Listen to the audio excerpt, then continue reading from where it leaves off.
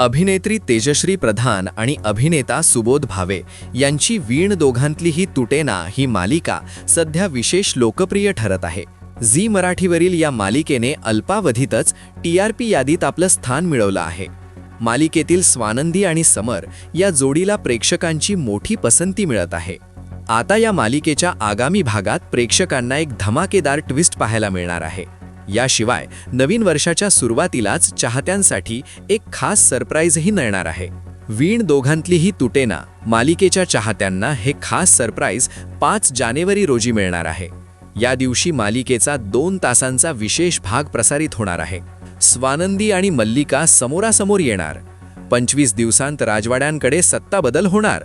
पहा वीण दोघांतली ही तुटेना 2 तासांचा डबल धमाका अशा कॅप्शनसह झी मराठीच्या अधिकृत इंस्टाग्राम पेजवर हा लेटेस्ट प्रोमो शेअर करण्यात आला आहे.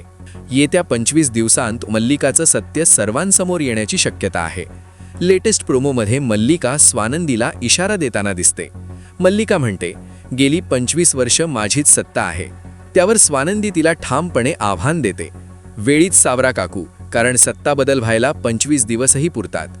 मल्लिका आणि अंशुमन यांचा खरा चेहरा संपूर्ण राजवाडे कुटुंबासमोर आणण्यासाठी स्वानंदी नेमकं काय करेल हे पाहणं महत्त्वाचं ठरणार आहे. दरम्यान प्रेक्षकांनी या प्रोमोवर कमेंट करत आनंद व्यक्त केला आहे. निदान स्वानंदीसोबत तरी काकूचा खरा चेहरा समोर आला अशा आशयाच्या अनेक सकारात्मक प्रतिक्रिया चाहत्यांनी दिल्या आहेत. अलीकडेच मल्लिकाने स्वानंदी आणि समरचा अपघात घडवून आणण्याचा प्रयत्न केला होता, मात्र तिचा हा डाव फसला.